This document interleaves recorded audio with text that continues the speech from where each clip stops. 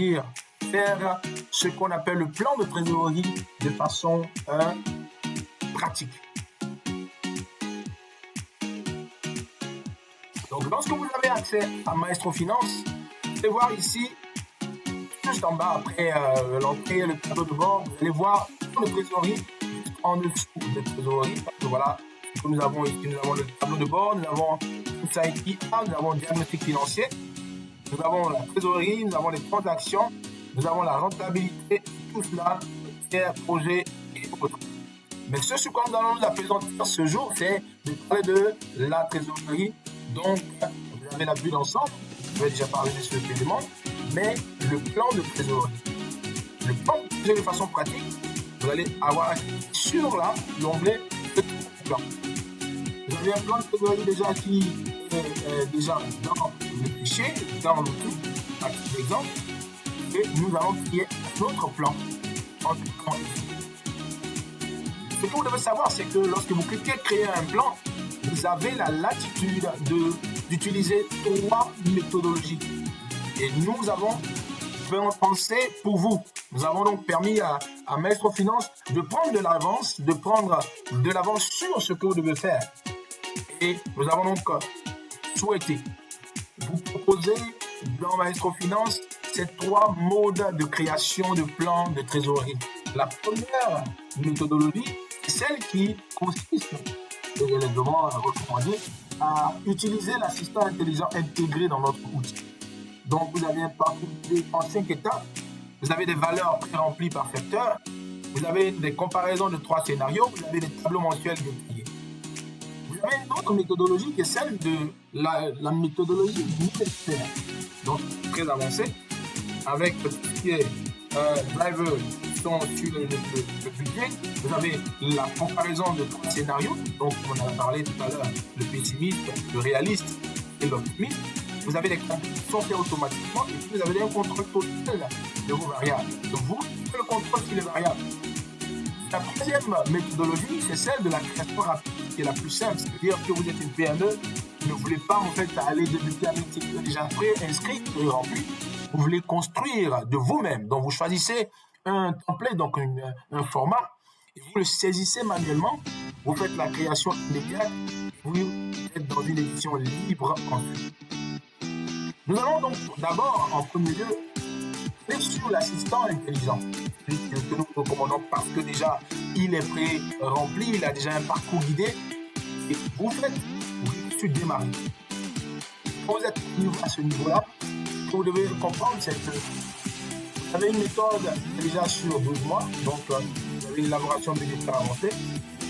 Nous allons parler de secteur, parle de quel secteur d'activité, dans quel secteur vous êtes. Donc vous sélectionnez votre secteur d'activité ici par ces propositions qui sont mises en bas et sélectionnez votre secteur pour que nous proposions uniquement des paramètres pertinents pour votre activité.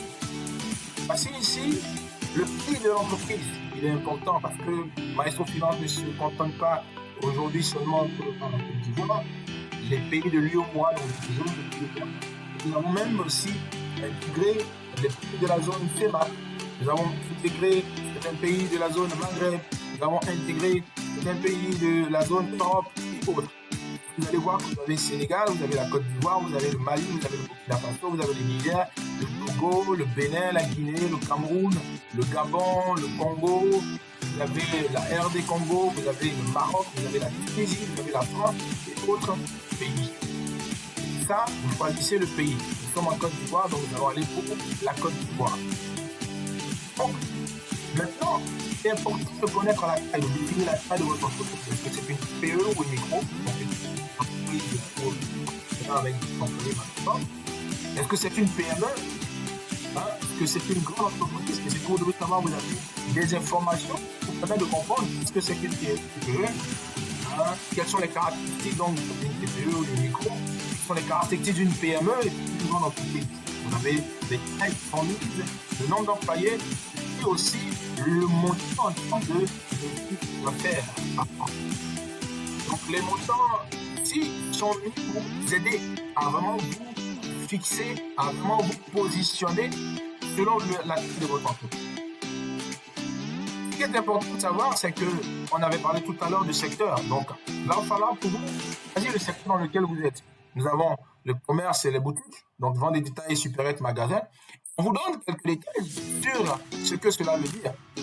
L'outil Maestro, nous l'avons conçu de façon à ce qu'il soit le plus intuitif possible pour vous aider à bien comprendre sur quel champ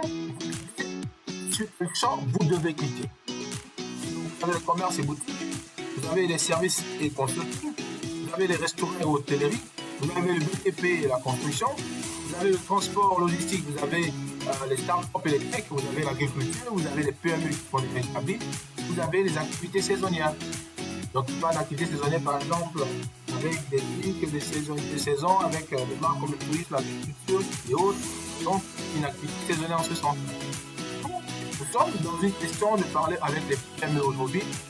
C'est un élément qui est important.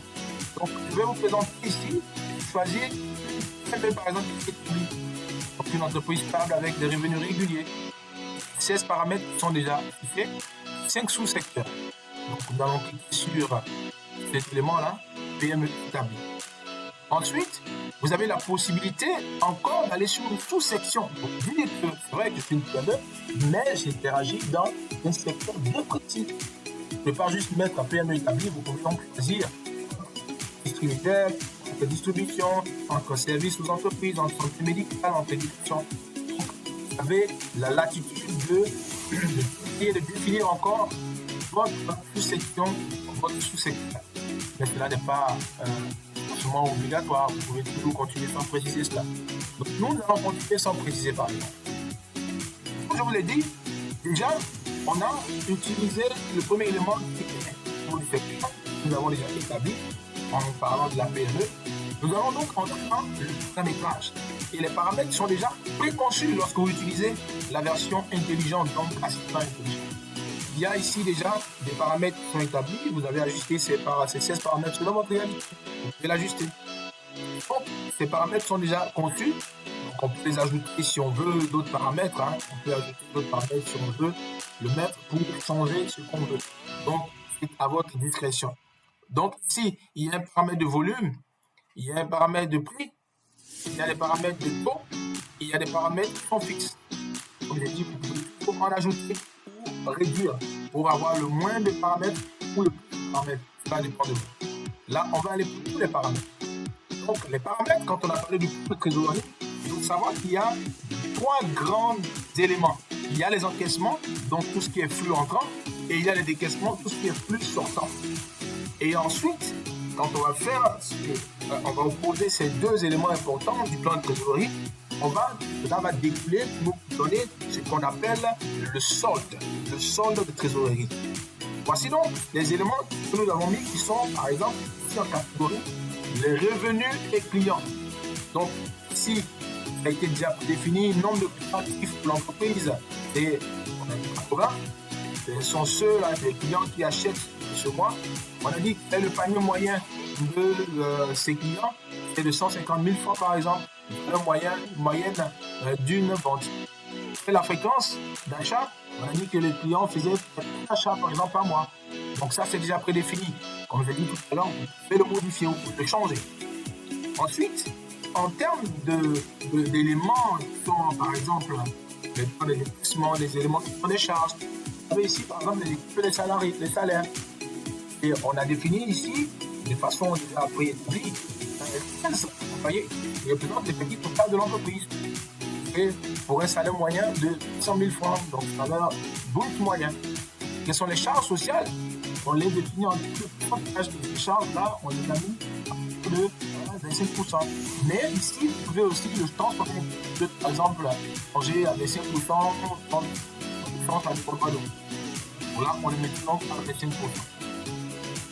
Et nous continuons pour présenter d'autres éléments qui sont importants dans notre théorie, parce qu'il faut véritablement s'assurer de prendre en compte tous les éléments qui sont flux entrants de votre entreprise et tous les éléments qui sont flux sortant de votre entreprise, véritablement vous assurer d'établir votre plan de trésorerie. Parce que le plan de trésorerie va vous aider à faire des prévisions Et cette prévision-là, vous allez pouvoir donc les comparer à la fin de votre exercice avec ce que vous avez réalisé pour savoir si vous êtes dans la bonne direction et si votre trésorerie vous a aidé à atteindre vos objectifs. Vous avez les locaux et charges fixes. Ces paramètres ont été bien définis déjà par l'assistant intelligent. La surface, par exemple, de vos locaux pour louer. Vous avez, par exemple, le loyer, le prix de la location par mètre carré. Vous avez, par exemple, ici, en fait, téléphone, donc c'est parler de l'Internet, des téléphones fixes, ce que vous payez comme charge pour ces éléments-là. Et vous pouvez donc instruire ici le montant. Donc, ces champs-là, ces champs connaissances, vous pouvez même modifier. Quand bien même ils sont préétablis, ils sont mis pour vous aider, vous pouvez les modifier. Peut-être que vous n'avez pas besoin de charge fixe, téléphone, vous n'avez pas. Vous pouvez donc supprimer ces éléments-là au fur et à mesure. Donc, assurance financière, on parle de votre responsabilité civile professionnelle. Vous avez des montants que vous modifiez. Ensuite, les honoraires du comptable, donc les frais comptables mensuellement aidés, rémunérés à combien, vous pouvez le mettre parce que c'est plus charge. Et vous avez d'autres paramètres qui sont par exemple, paramètres type définis en 5 paramètres, la valeur stock moyen, donc quelle est la valeur moyenne de votre stock, et quels sont par exemple les coûts de vos matières premières en chiffres par rapport à votre chiffre d'affaires, est-ce que c'est élevé à 35%, à 45%, à 50%, vous pouvez le modifier. Le taux de votre marge, donc votre chiffre d'affaires moins votre achat, vos achats, et sur votre chiffre d'affaires, c'est le pic de marge brute que vous avez, de 40, 50%. Tous ces éléments sont importants pour comment l'aise devant l'investisseur pour lui demander, par exemple, du crédit. Vous avez les délais d'encaissement. Oui, parce qu'il est important de connaître votre cycle d'opération. Si vous êtes une PME, que vous n'avez pas la maîtrise de votre cycle d'opération, vous pourrez savoir quand est-ce que vous recevez de l'argent, quand est-ce que vous devez payer, parce qu'il faut jouer sur ces éléments, il faut faire un arbitrage. Il faut savoir quand est-ce qu'on en place et quand est-ce qu'on doit payer et faire en sorte qu'on ne puisse pas être dans une tension de trésorerie. Donc, le délai d'encaissement client est important. Jour avant mon client. La croissance de votre chiffre d'affaires, il est important de connaître année par année ou mois par mois, selon votre saisonnalité, quelle est la croissance de votre chiffre d'affaires. Si on a mis mensuellement, c'est important de le faire mensuellement pour voir la direction où vous allez d'ici la fin de l'exercice. Et quand vous avez fini ici, c'est important, vous pouvez ajouter d'autres paramètres, comme j'ai dit ici, parce qu'il y en a jusqu'à 62 qui sont disponibles. Vous faites ajouter des paramètres et les comptabiliser ici.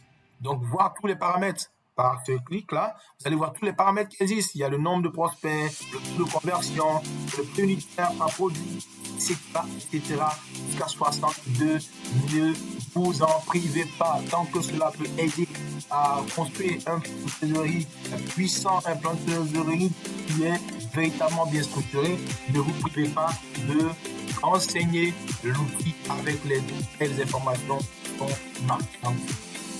Quand vous avez fini ainsi, vous allez procéder donc à ce que vous sur-continuer. Vous aurez terminé avec le paramétrage. Là, c'est de construire le budget. Et quand on parle de construire un budget, on parle donc d'aligner ses revenus et ses dépenses. Vous allez donc vous permettre un travail encore ici. L'outil va tout recenser. Donc, vous utilisez les drivers ou saisissez des montants fixes. Donc, ce qui est déjà préétabli, vous pouvez les utiliser. Comme les ventes au comptant, en termes d'ajout d'entrée, comme les ventes services, comme les abonnements, comme les subventions, comme les emprunts, comme les produits financiers, comme les investissements. Vous les mettez déjà, vous les renseignez. Si on va par exemple pour la vente au comptant, vous avez vu, cet élément-là va pouvoir se présenter en dessous, dans les entrées. Et vous avez ce qu'il y a comme élément parlant de ces ventes et services, vous allez donc les ajouter. N'oubliez pas, le budget se construit de ressources et de dépenses. Donc, vous allez aussi ajouter tout ce qui est comme ça, donc les revenus et les charges. N'oubliez pas de comptabiliser, de mettre, de renseigner toutes vos charges. N'oubliez pas une charge parce que quand vous oubliez une information qui n'est pas donnée, l'outil va certainement vous donner des réponses, des résultats, mais il peut être biaisé. Pourquoi? Parce que vous avez manqué de mettre une information capitale. Donc, prenez le soin de renseigner tout ce qu'il y a comme charge de votre entreprise. Quand vous avez fini, on va faire de mettre ces informations. Si vous avez juste un récapitulatif de ce que l'outil a déjà prédit en termes d'entrée, quand vous les ajoutez, tout à l'heure, je vous ai dit. Donc, vous cliquez, ajoutez. Si vous n'avez pas besoin, vous pouvez juste éliminer, vous pouvez juste éliminer. Et puis vous voulez encore ajouter, vous n'avez qu'à ajouter votre montant. Vous voyez, vous faites juste ça. Donc, de façon automatique, les gens qui le faire. Et le montant, à vous de le renseigner. Vous pouvez mettre un montant, vous pouvez déclarer que ce montant-là, vous le voulez mensuel, vous le voulez mensuel. Donc, c'est à mai ou autre, mais que le mois est etc. Mais donc, on va aller sur une donnée mensuelle. Donc là, j'ai ajouté le chiffre d'affaires. Je vais enlever, on ne peut pas avoir deux fois le chiffre d'affaires en entrée. Donc, je vais plutôt ajouter, par exemple, les ventes services. Vous voyez, il y a juste se loger ventes et services. Qu'est-ce que vous voulez comme driver? Est-ce que vous le voulez en montant réel réalisé ou vous le voulez en fonction de votre chiffre d'affaires, vous le mettez, ou vous définirez c'est 10%, 5% du chiffre d'affaires que vous voulez en vente. Et si vous voulez, est-ce que vous voulez en un montant fixe? Vous allez donc définir le montant fixe là, dans votre place, vous allez en donc voilà, ici, présenter cet élément, c'est un élément important, file and retenir. Vous le faites pareillement aussi pour il y a comme sortie, donc en charge. Quand vous ajoutez une charge ici, quand vous faites ajouter, ces charges-là viennent se loger. Vous avez la latitude, donc vous devez chercher est-ce que cette charge, vous voulez la dénominer ici dans votre plan de pesée en termes d'éléments de montant, ou vous voulez que ce soit une charge en fonction de votre chiffre d'affaires ou un montant fixe. Là, vous pouvez décider même matière première. Est-ce que vous voulez matière première, des achats de matière première 35% en chiffre d'affaires ou en driver, vous le mettrez, ça dépendra donc. Donc voilà un peu le résultat mensuel estimé. Le résultat mensuel estimé. Quand vous avez fini ce travail, vous faites le suivant. Suivant, donc, vous allez commencer maintenant dans cette logique de faire ce qu'on appelle les scénarios et les différents scénarios optimistes, réalistes, pessimistes. Sachant que le réaliste, c'est l'élément évident. L'élément évident, c'est le scénario évident de l'entreprise. C'est là où on veut situer l'entreprise. L'optimiste, c'est là où on protège l'entreprise. Et le pessimiste, c'est là où on ne voudrait pas avoir votre entreprise. Vous comprenez avec moi? Peut-être. Donc là, vous faites des prévisions. Vous allez facilement choisir les scénarios. Ce sont déjà établis les scénarios ici. Mais quand vous créez peut-être une méthode qui est la méthode simple, vous allez entrer dans des informations et vous lui demanderez de vous établir un scénario optimiste, réaliste et pessimiste. Et l'outil le fait automatiquement pour vous. Pas besoin d'aller faire un travail supplémentaire quelconque. Voilà. Donc, vous avez tous vos scénarios établis avec les montants et les soldes finales qui vont ressortir de votre story. Vous cliquez sur suivant. Et après suivant, vous donne déjà l'étape de la validation de votre budget. Vous allez donc regarder tout ce que vous avez mis comme information en termes de charges, information en termes de revenus, le solde de votre trésorerie. Vous allez voir ces informations-là devant. Si vous êtes d'accord avec le solde initial, si vous êtes d'accord avec le solde, si vous êtes d'accord avec les soldes, si vous êtes d'accord avec le résultat net, si vous êtes d'accord avec le solde final, ce sont des calculs que l'outil déjà génère sans que vous ayez aller sur une feuille Excel. Vous avez validé, enregistrer votre plan. Si nous allons enregistrer et valider, vous voyez, nous avons là notre solde prévisionnel qui est en place. Nous avons notre plan de sortie 12 mois et présent. Les hypothèses sont là. Donc le plan est créé avec la méthode Driver Base. 3 lignes budgétaires, les scénarios comparés optimistes, réalistes et pessimistes, et le solde social est de 19 448 176. Vous convenez avec moi? C'est ce que nous avons ici comme budget avancé, solde initial. Le seuil d'alerte que nous avons fixé est de 1 million. Est-ce qu'on prend un seuil, notre trésorerie aller à ce niveau? La tension commence et l'outil va vous présenter cela. L'objectif, c'est d'atteindre donc les 5 millions de mètres, 5 millions en termes de trésorerie. Là, nous sommes ici avec une méthodologie, un plan de trésorerie construit. Et je pense que à la prochaine étape, au prochain épisode, vous présenter comment on le fait avec les autres méthodologies construites par Maestro. Merci à vous et à très bientôt.